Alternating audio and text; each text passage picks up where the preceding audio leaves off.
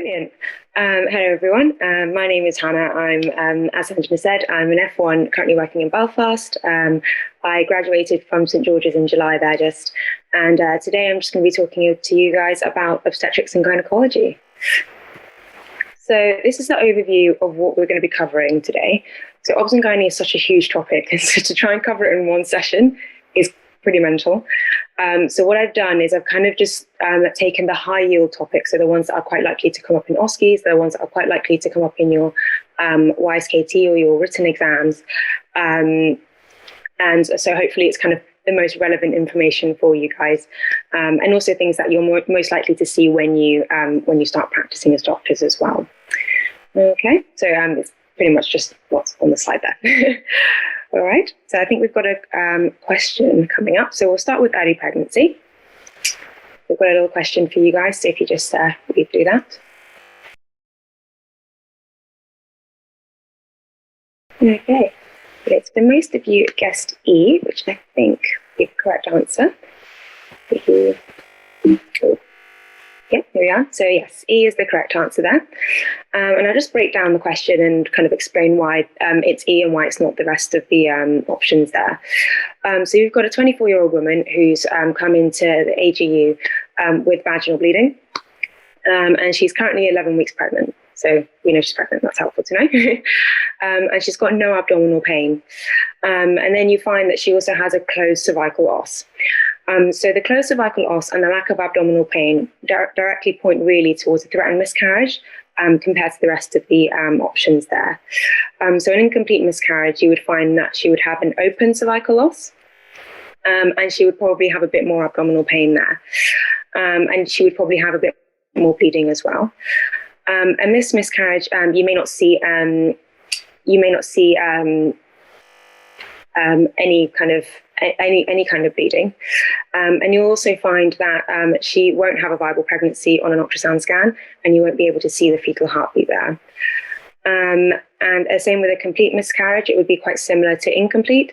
So she'd have an open cervical os, she would have a lot of bleeding, quite a bit of pain there, and you wouldn't be able to see anything on the ultrasound scan. And it's not recurrent miscarriage just because we've got no previous history here. We can't say whether she's had miscarriages in the past. This is all we've got to go off. So to assume that it's a recurrent miscarriage doesn't really make so much sense in the context of this question. So miscarriage, what is miscarriage? So miscarriage is the loss of pregnancy at less than 24 weeks gestation. And there are quite a few different things that can cause miscarriage or lead to miscarriage. So just quickly break through those. One of them being chromosomal abnormalities in the fetus, not the mother. Endocrine factors. So there are quite a few endocrine factors that can kind of interact with the female reproductive system and cause lots of disruption in many ways. So very often women with PCOS can miscarry more frequently than others, women with diabetes, and women with adrenal and thyroid disease as well. Maternal illnesses are also a big risk factor for miscarriage. So conditions like syphilis, mycoplasma and toxoplasma can cause miscarriage in the first trimester, and bacterial vaginosis, or BV, can make you more likely to miscarry in the second trimester. Maternal lifestyle, so smoking and alcohol cause everything. So yes, smoking and alcohol definitely are risk factors for miscarriage. And abnormalities of the uterus as well. So bicornuate uterus can essentially mean that the fetus doesn't implant as well as it should do, and so it doesn't survive as well as it should do. Autoimmune factors, so as we know, antiphospholipid syndrome can cause recurrent miscarriage there. And cervical incompetence, so if your cervix isn't able to kind of keep in the contents of your uterus, what can happen is sometimes things do, well, I say slip out, but you can get a leakage of the products of conception there. And very often women with cervical incompetence would usually present with a threatened miscarriage, so they'd get a little bit of bleeding, but it doesn't necessarily mean that the pregnancy is going to, that the pregnancy can't continue. Okay. So this question was great in terms of kind of differentiating between the different types of miscarriage that you get. So our lady had a threatened miscarriage, and as I said, she had vaginal bleeding. So that's what you would usually see. They'd usually present with vaginal bleeding. They'd have an enlarged uterus on examination of, so like on bimanual palpation. That's obviously because she's pregnant.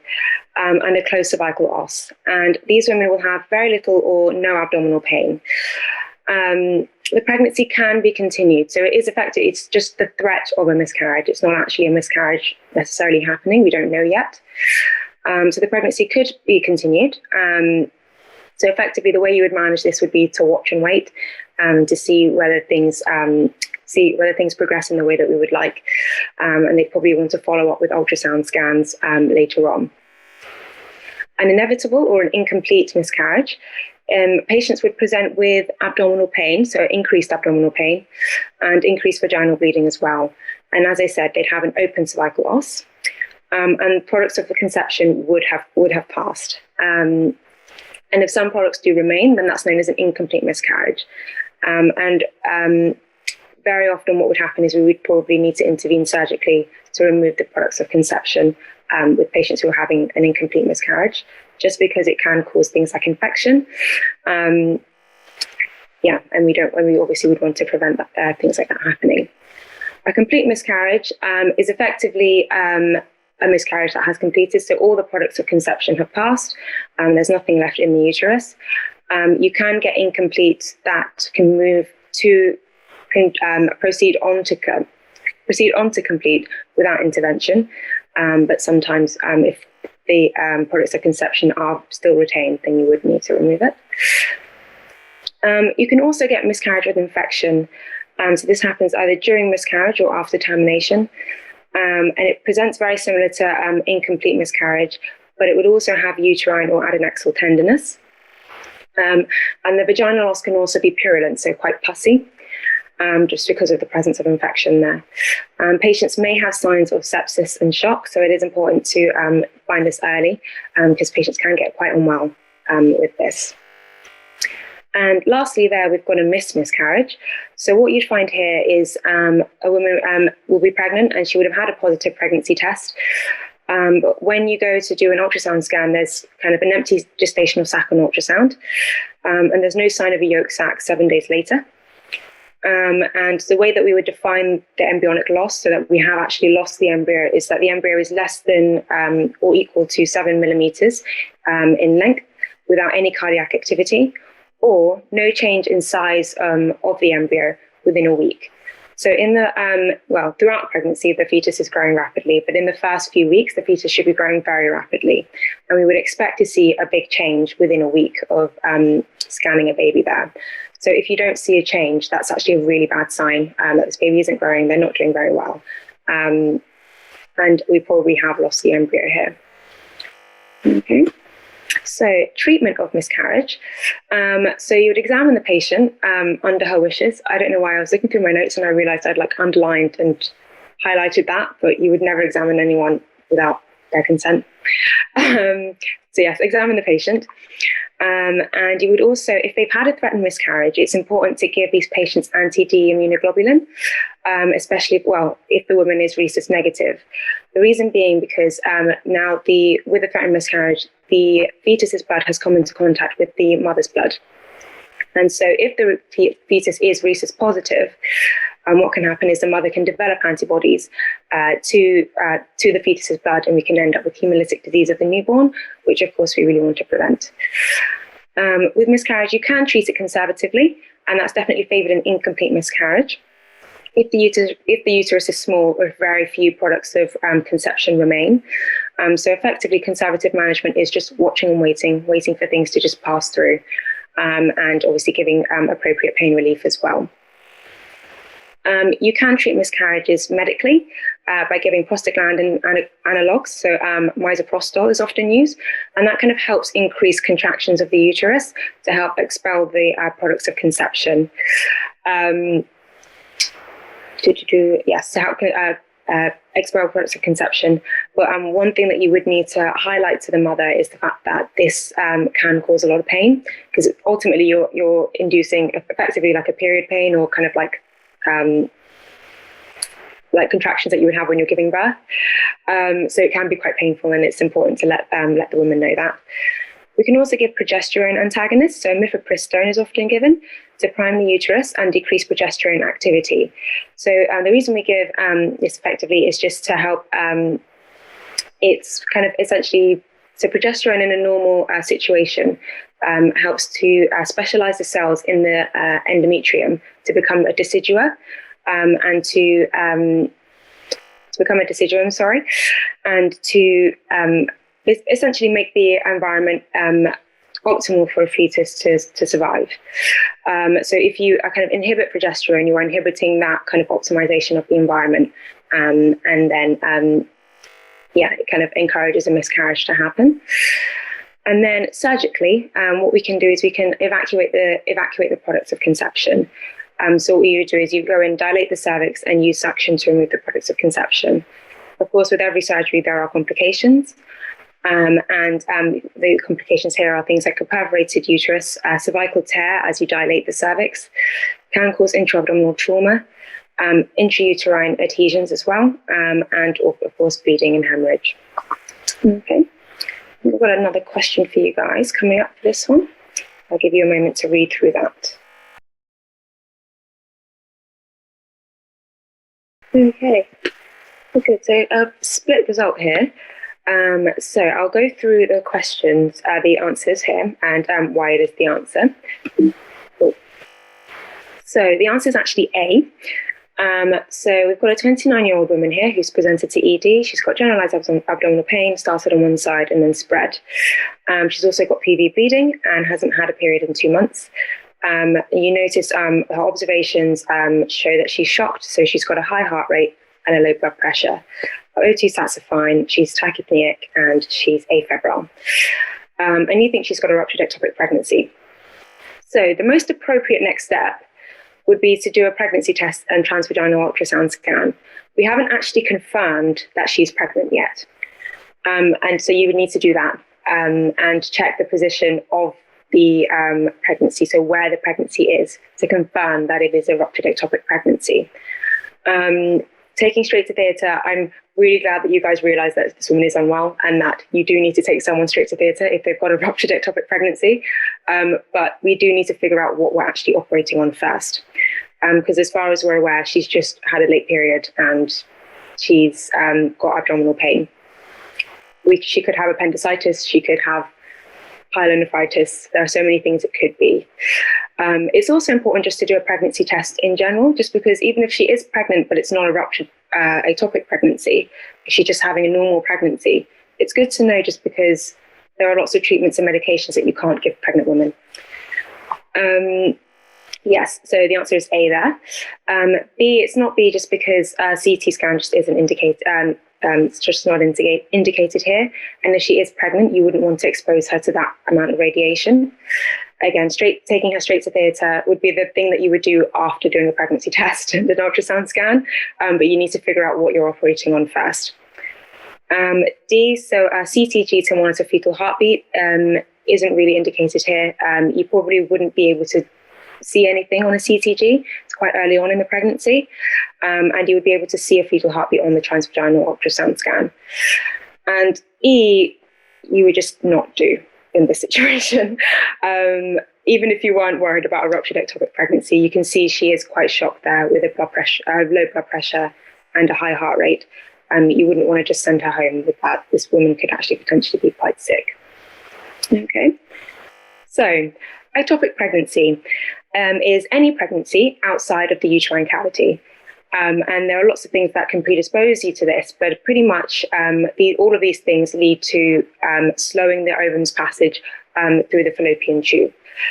So things like damage to tubes. So if you've had previous surgery to your fallopian tubes, or you've had things like chlamydia, which can cause fallopian tube scarring, a previous ectopic pregnancy. Endometriosis can also increase your risk of an ectopic pregnancy there, just because you do get adhesions developing in the fallopian tubes, and that can then cause a slowing of the ovum's passage down the fallopian tube. What it can also cause is, because endometriosis is effectively endometrium outside of the uterus.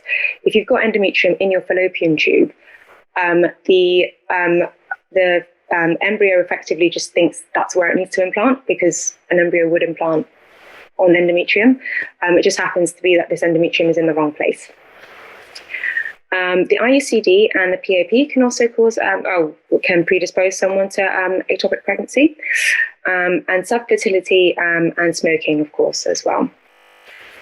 So how would patients present? So you can split this into acute and subacute. Women who are acute, so this woman who we've got in our vignette was definitely an acute patient. So they would present kind of with amenorrhea for about 6 to 8 weeks. They would have lower abdominal pain that usually starts on one side. So usually because it's in the fallopian tube, it will start in one fallopian tube and then become more generalized.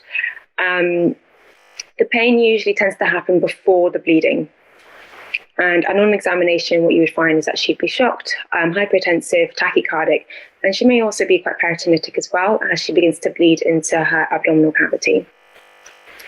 Subacute is still serious, still an emergency, but the patient is just a little bit less sick. So she's presenting before she's ruptured effectively.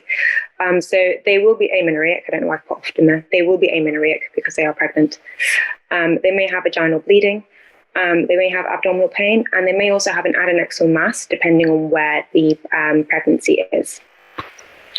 So to diagnose this, of course, like I said, you would do a urinary beta HCG, so a pregnancy test, and a transvaginal ultrasound scan. A full blood count and a group and hold, you would do, or group and save, sorry, you would do not to diagnose, but just to ensure that, to see where her hemoglobin is at the moment.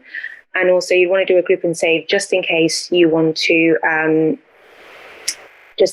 want to transfuse that. She's lost a lot of blood. Okay, sorry, a group and hold is the same thing as a group and save, just so you're aware. Okay. So management, you can treat this medically if the woman is stable. And you can give a single dose of methotrexate, which, as you guys will know from your rheumatology revision, it's an antifolate, and it effectively prevents DNA synthesis in the fetus there, also prevents protein synthesis in the fetus, and effectively is kind of like a medical termination there. You can also treat it surgically. Now, there are lots of terms with surgical treatment of ectopic pregnancy, so I'm going to try and break them down. With this laparoscopy, you can do that if the mother is stable. So, of course, the laparoscopy is just putting cameras through 3 different ports. If not stable, you would do a laparotomy. Reason being is just because a laparotomy is faster. You can get in there, open up a lot quicker than if you were to do a laparoscopy. Now, you can do both a salpingectomy and a salpingotomy under laparoscopy or under a laparotomy. And the salpingectomy is effectively a removal of the uterine tube. So the uterine tube, if the uterine tube is damaged, you would want to remove it, but you would only do this if the other uterine tube is healthy.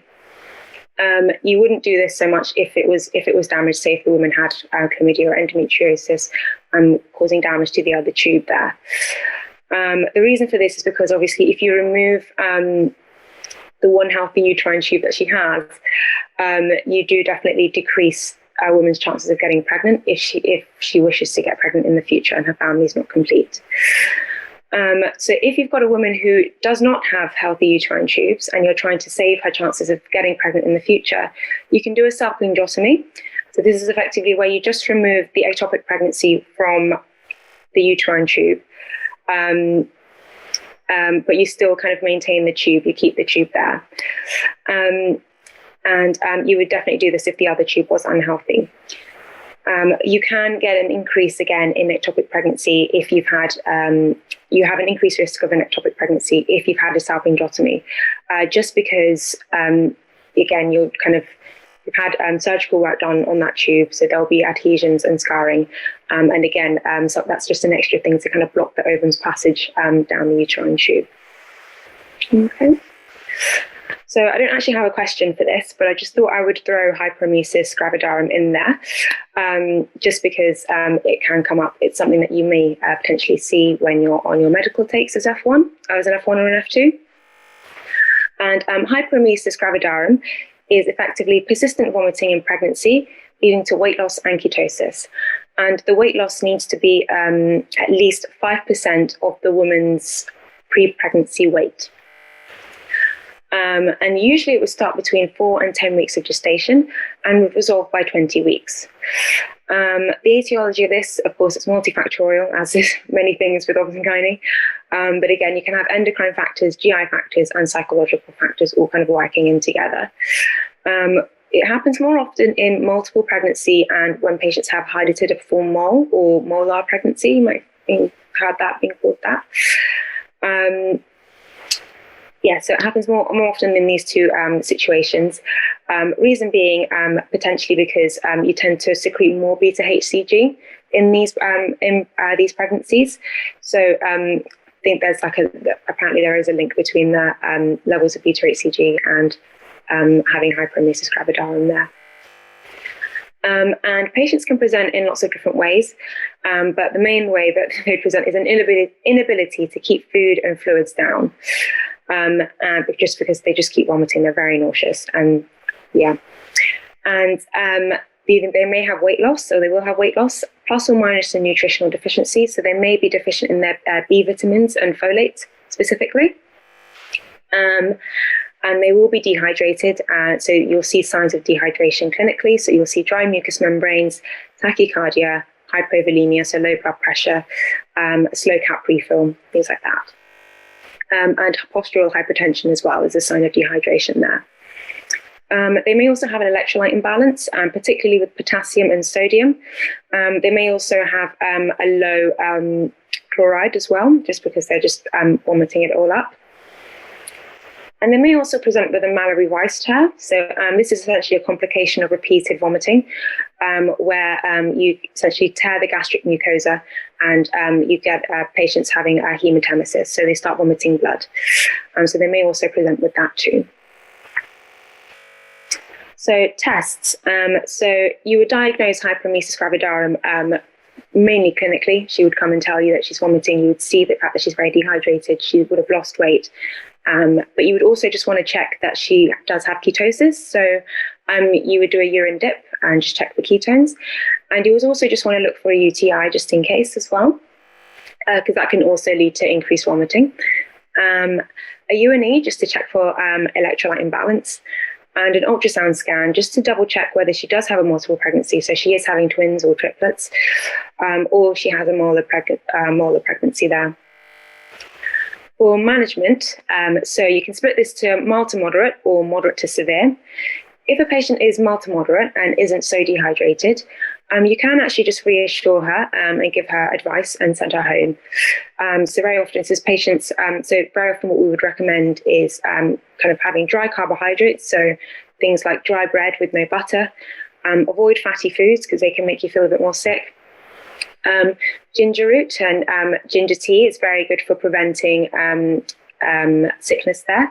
It's a very good antiemetic.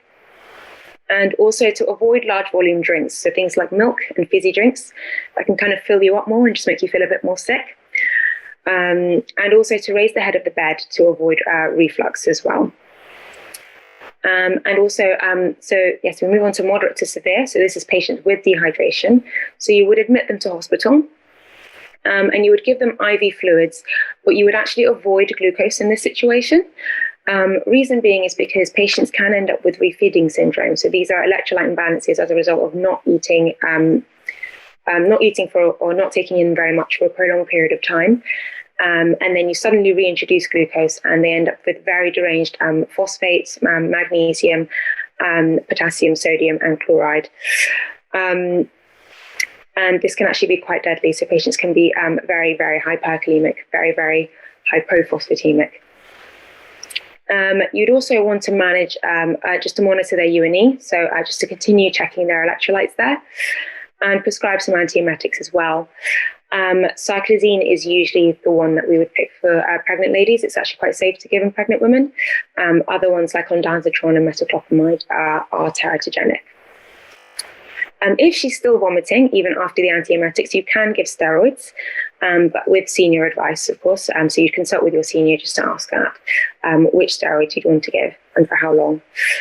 And high-dose folic acid and thiamine to help prevent Wernicke's encephalopathy, because they could be very severely deficient in B12 and folate, and you wouldn't want them going into Wernicke's there. And of course, VTE prophylaxis. So pregnant women are more likely to develop DVT. You are also more likely to develop DVT if you are dehydrated. So the combination of those two actually puts these women at very high risk. So you need to make sure that you do prescribe low molecular weight heparin for these patients. Also, Hannah, there were a couple of questions in both the chat as well as the question answer section. Okay, yeah, sure. Ooh, let's have a look through. Okay, with ERPC, how is the cervix dilated? Very good question. So essentially, what they do, if I remember from placement, is they do have it's a very slim, smooth metal rod, and they start off with a small one, and they kind of go up in sizes. So they start with a small one there, and then they kind of increase in size and just keep changing the different rods until they get to the essentially the width that they need to be able to perform the procedure that they need. I hope that is a good enough answer. Please do follow up with questions if that wasn't a good enough answer there. And why do you avoid glucose? I'm assuming this is in hyperemesis gravidarum there. So you would avoid it to prevent refeeding syndrome. Oh, you're welcome. So you would avoid it to prevent refeeding syndrome. So as I said, these patients haven't been taking anything in sometimes for quite a few days.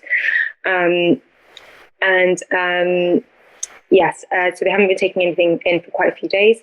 So when you reintroduce glucose, it effectively can derange their electrolytes quite massively and can cause things like arrhythmias and potentially seizures as well. So you wouldn't want that. You definitely would not want that in a pregnant woman. So that's essentially why you would avoid it. What we would do first is we would make sure that the woman's electrolytes are back up to where we need them to be. I'll back up to where we need them to be. And then we would kind of slowly introduce glucose and carefully monitor the woman's electrolytes as you're reintroducing glucose and as she's eating, as she can tolerate. I hope that answers your question there. Your finals are near. Oh, God love you. How much depth of ARCOG guidelines should I know? Thank you for the wonderful SBAs. You're welcome. So I wouldn't go into, well, I guess it depends on, I don't know which medical school you're going to, but I would say I would go off partly what you've learned from placement, which I know with COVID has not been great, partly what you've learned from placement and also what you've learned in your books there. We have to remember with ARCOG guidelines, they are for obstetricians and gynecologists, and also for GPs to follow as well. So they are very postgraduate. So some of them are very helpful, but there comes a point when actually you have to remember that you are training to be an F1. You're not training to be a consultant gynecologist when you graduate. I guess it play it by ear and figure out how much actually is helpful for you, and how much is helpful for you and how much is overwhelming, because you can get too much knowledge. Yes, I hope that helps there. What resources do you suggest revising for Obs and Gynae? What did I use? Right. I definitely used, not Cheese and Onion, but the other one, the Oxford Handbook of Clinical Specialties is actually really good. The Oxford Handbook of Obs and Gynae is also excellent. I found that really helpful, and it's a really nice way of, it just summarizes things really nicely.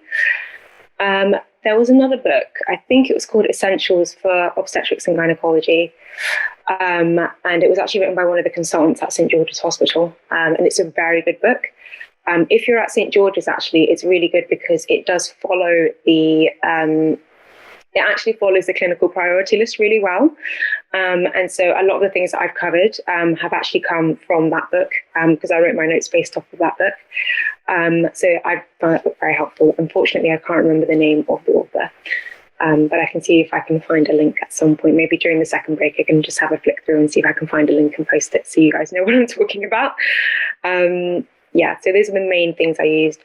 And Past Med as well, Past Medicine was very good just for practicing questions. Okay, I think that's the end of this section. So move on to antenatal care, I think, after a 5-minute break. Is that right? Yes, that's right. So I'll start a 5-minute timer now. And if anyone wants to go away and have a break, this is a great time to do that.